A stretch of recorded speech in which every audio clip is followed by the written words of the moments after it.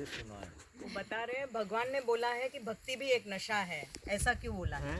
ओशो ने बोला है कि भक्ति भी एक नशा है। आज के प्रवचन में भक्ति भी एक नशा है।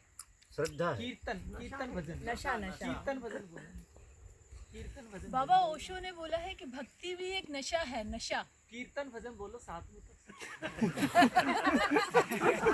कीर्तन और भजन बाबा। बाबा ये बोल आगे जाके बोल दो कोई एक नशा है। श्रद्धा है। नशा है नशा बाबा। बाबा नशा होता है ना, नशा। आ जाओ नशा।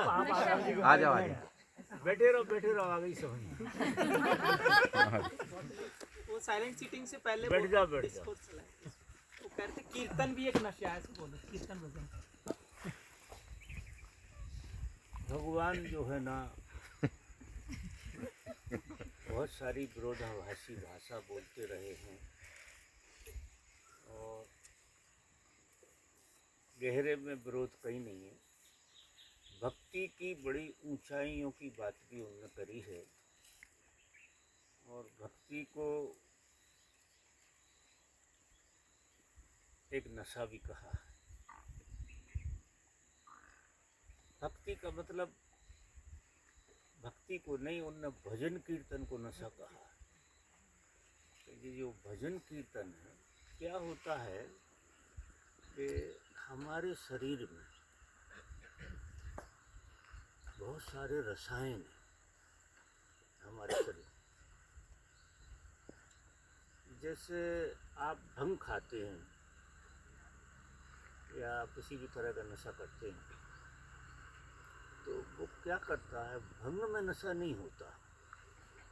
दिखाई ऐसा देता है कि भंग में नशा, लेकिन भंग में नशा नहीं होता। लेकिन भंग हमारे भीतर के रासायनिक सेलों को सक्रिय करती है। हमारे भीतर ही नशा है। मादकता हमारे भीतर है, तो बाहर से वो धक्का मार देते हैं और हमें कुछ अलग स्पेस में जाने जैसा लगता है, घूमने झामने लगते हैं। ऐसा ही भक्ति में भी शुरुआत में हमारे रसायन खुलते हैं तो एक मस्ती आना शुरू होती है। जब हम भजन कीर्तन करते हैं तुरंत ही नाचने लगता है आदमी, डोलने लगता है। ये असली में हमारे भीतर की रासायनिक प्रक्रिया बदलती है। तो शुरू में जागृति एक नशे की तरह ही अनुभव होगी जागृति, क्योंकि आपके अंदर सबसे ज़्यादा मूर्छा पड़ी है, सबसे ज़्यादा। क्योंकि हमारा जो जन्म हुआ है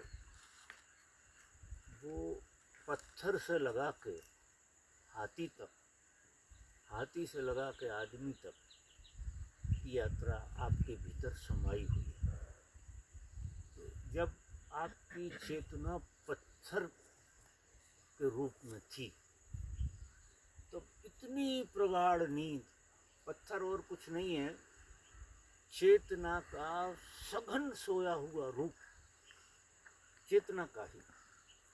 क्योंकि यहाँ चेतना के अलावा तो कुछ है नहीं। ये पेड़ भी चेतना का सोया हुआ रूप है, कुछ हिस्सा जागा, फिर पशु पक्षी, फिर मनुष्य। मनुष्य चेतना का बहुत सारा जागा हुआ हिस्सा है, बहुत जागृत हुई है चेतना मनुष्य होते होते। लेकिन भीतर उसके अचेतन में एक तमाम तरह की व्याधाएं पड़ी हुई। तो जब आप नाचते हैं, ढोल मजीरे बाजते हैं, तो आप मज़े में आ जाते हैं और रासायनिक प्रक्रिया आपकी चालू हो जाती है। अगर आप भक्ति करते रहे, भजन कीर्तन में डूबे रहे, तो धीरे धीरे करते वो नींद टूट जाएगी और जागृति प्योर हो जाएगी आपके भीतर। और फिर आप भक्ति के मार्ग से भी ठीक उसी अवस्था में पहुंच जाएंगे जिस अवस्था में कोई ध्यान के मार्ग से पहुंचता है। दोनों चीज़ें एक ही हैं, टाइप की बात। हमने कई जन्मों में भक्ति की साधना की है, तो फिर हमें इस जन्म में ध्यान समझ में आता है। लेकिन भक्ति से गुजरना सबका होता है, क्योंकि सबसे ज़्यादा सरल चेतना को जगाने का जो आयाम है वो नृत्य है, भजन कीर्तन। चेतना उसमें काफ़ी तेजी से जागृत होती है। हमारी रासायनिक प्रक्रिया पूरी की पूरी उठाव में आ जाती है। हम ऐसा अनुभव करने लगते हैं कि हमारा वजन ही कम हो गया। अच्छे भक्ति में जब आप डूबे होंगे भजन कीर्तन में, तो शरीर ऐसा हो जाता, हवा पानी जैसा हो जाता, चेतना जाग गई। आप धीरे धीरे करते करते विकार खत्म हो जाएंगे और आप में प्योरिटी आने लगेगी, जागृति बचेगी।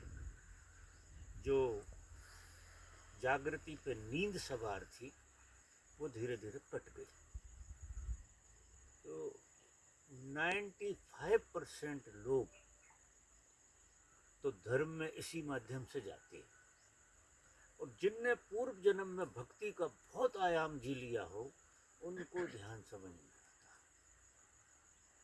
उन्हें ध्यान में बहुत रस रहता। वो कहते हैं भक्ति ठीक है जो भी है, लेकिन जो लोग नहीं गए हैं उस तरह से उनको उसका रस आएगा।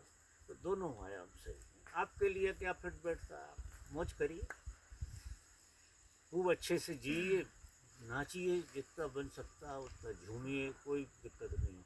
नशा है तो तुम जान तो रहे हो कि नशा है। गांजे के नशे को नशे की तरह तुम जान नहीं सकते हो। भक्ति के नशे को तुम्हारी जागृति में एक साक्षी भी जुड़ा रहता है, तो तुम जानते भी हो कि तुम मस्ती में हो रहे हो, तुम नाच रहे हो, तुम सो नहीं जाओगे इसमें पूरे, क्योंकि एक जागृति पीछा करेगी इसमें। और बड़ा मीठा अनुभव है, मज़ेदार चीज़ है। कई लोग तो ये कहते हैं कि हमें तो ऐसी भक्ति मिल जाए, हम ज्ञान का क्या करें। ज्ञान में जाने के बाद जो है बहुत गहरे में कुछ मज़ा नहीं बचता, मज़ा नहीं बचता है ज्ञान में जाने के बाद, क्योंकि वहाँ तो तुम सुन्न हो जाते हो। एक सन्नाटा है, परम सन्नाटा है। तो लाखों जन्म जिनने जी लिए हैं, जो जी जी के थक गए हैं, सारे आयाम जी लिए हैं, भक्ति के भी जी लिए हैं, अब मिटना रह गया है। तो एक मज़ा रह जाता है मिटने का, वो ध्यान में। ध्यान में मिटने का ही मज़ा है। और मिटते मिटते मिटते मिटते आप कब पूरे मिट जाएंगे आपको पता नहीं लगेगा। ये ध्यान का खेल। फिर आप जैसा कुछ रहेगा नहीं। भक्ति में तो कुछ कहने सुनने बच जाता है। भगवान और तुम जरा बहुत दूर तक दो रहते हो, उसका आनंद बहुत है। लेकिन जिनने पिछले जीवनों में ले लिया होगा तो उनको फिर ये रास्ता निकल आता, या इस जीवन में भी कुछ हिस्सा इसमें जी लेता है और बाद में उसमें चला जाता, ऐसा भी। प्रसाद लो आप लोग। क्यों जो फैला क्यों दिया तुम? गिर गया वो। अच्छा, धोखे से फैल गया। हाँ। चलो कोई बात नहीं, चिड़िया